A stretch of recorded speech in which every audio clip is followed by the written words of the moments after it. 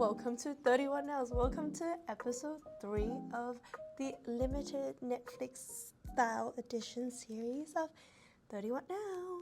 Now, I hope you guys have enjoyed my previous 2 episodes, because this will be the 3rd, and so it's kind of the penultimate episode unless I decided otherwise.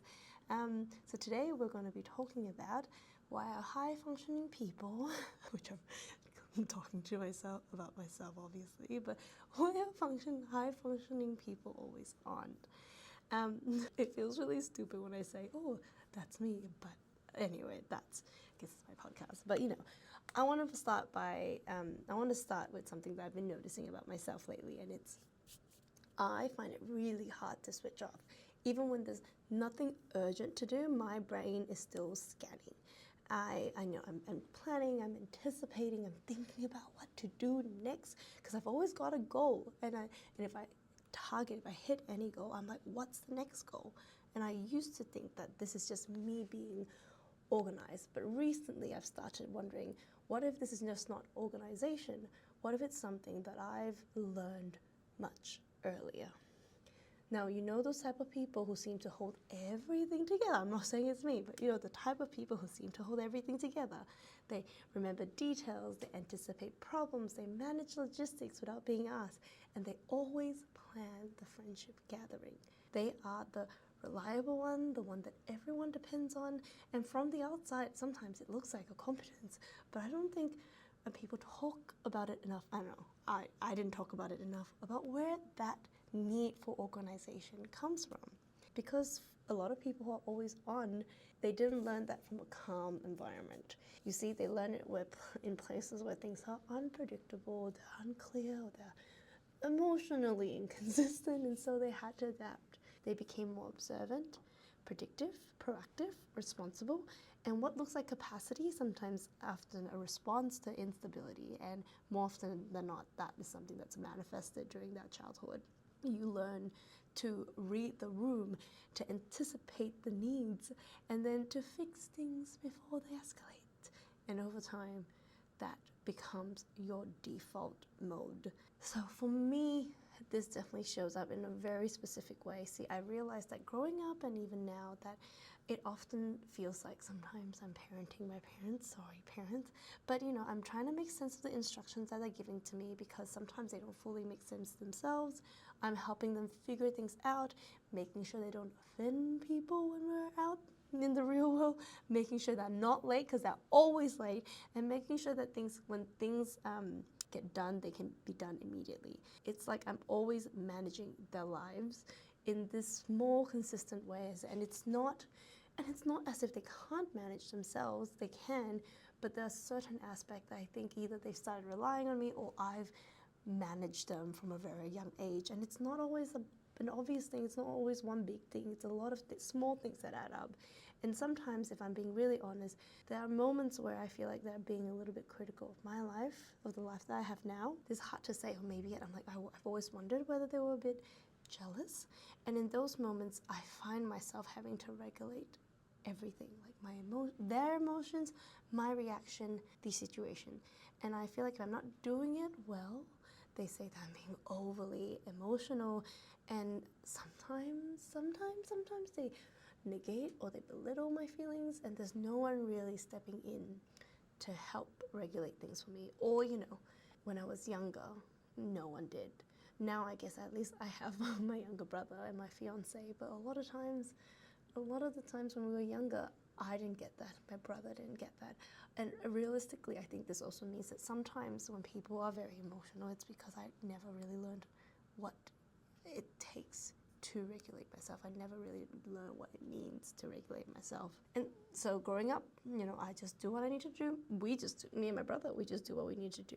And I think that's where this always on feeling comes from. Because when you grow up managing other people's lives, your own nervous system never fully powers down. You're always doing something, either if it's for yourself or for someone else. And here's the shift that I'm trying to make as an adult. of 34 years old.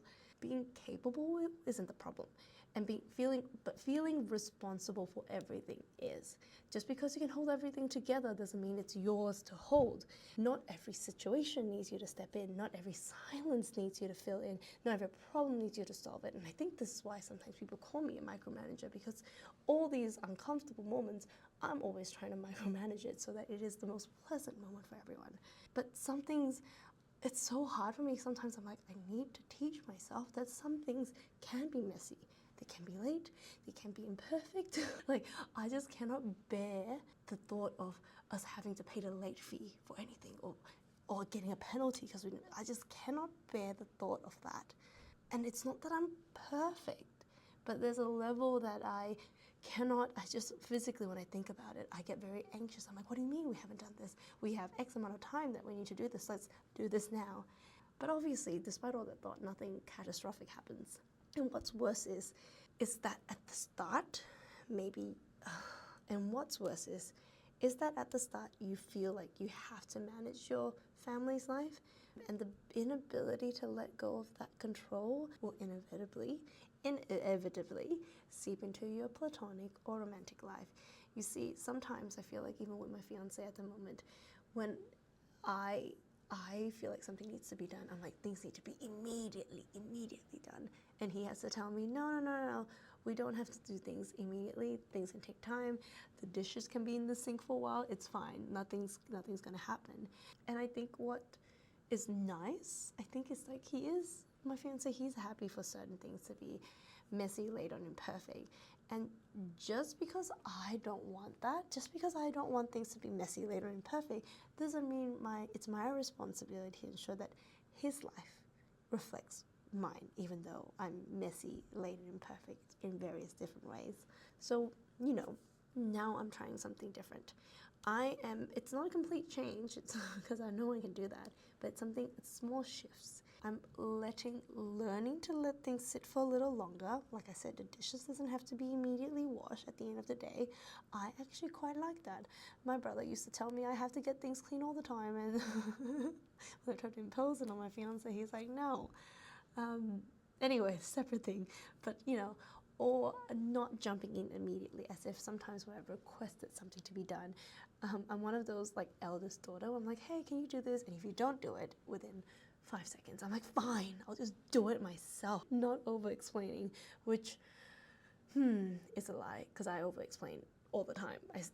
I'll learn to stop doing that, but letting other people figure things out on their own timeline, even if it's uncomfortable, because what I've noticed is the world doesn't fall apart just because I want it done a particular way and people don't do it.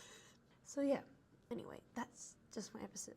If you're someone who's always been the reliable one and switching off feels incredibly unnatural, because for a long time being on actually meant that you're safe or stable, the next phase is not about doing more. You see, I think it's about learning how to hold on to less, because this is something that I've been told multiple times, but you don't have to do anything to earn rest and peace. And also, rest and peace is good. Yeah, you don't have to overexert yourself the whole week before you think, okay, the weekend now is finally for rest. You can just rest, because you're still capable. You just don't have to carry everything anymore. You don't have to be the person to solve everything. You don't have to be the person to manage your family or anyone else in your life. All you need to do is figure out how to manage yourself, and that should be enough for you to do whatever you want. So anyway, I think that's it. So I think recording things by myself means that these episodes are a little shorter, and I think sometimes when I talk, I naturally talk quite quickly anyway, unless I'm sad. Any recordings where I'm sad, I'm a little slower, but when it's just like topics like these, it is a little shorter. Let me know if you like that, or you want something longer, or whether you want me to have another host again to ad-lib, I guess. But when I prepare things, I will tend to speak quite fast, which I was actually trying to speak slow in certain places, which I don't know if I did. But yeah, this episode was kind of recorded because did recently go back when I went home. I feel like I was the parent to my parents, and I was like, I wondered to myself, how long have I been doing that? And because I'm currently with a partner who is very calm and low-key, I wondered, this is something that I didn't even realize until now. And yeah, so this is just my episode. I also wanted to quickly say that I did chat to a couple people in my life, like at work, friends, who are also like similarly always on, and I think they have given me the same thing. It's because I think that's something that they had to manage from since they were young. And I used to, for a while, I was like, this is an immigrant phenomena. As in there was a lot of people coming from immigrant families that had this. But then when I spoke to more people, it was not just an immigrant phenomena. It actually sometimes came from people with maybe not in families that either was like lower socioeconomic background, or they just didn't have a stable life, and so they actually needed to parent their parents as well. So no, it is not just something that happens in immigrant families. It happens across everyone. And yeah, so I hope if you didn't realize that this is the reason why you're always on, maybe this gives you a revelation. And if you already realized that, tell me, how do you turn off? All right, thanks. Bye.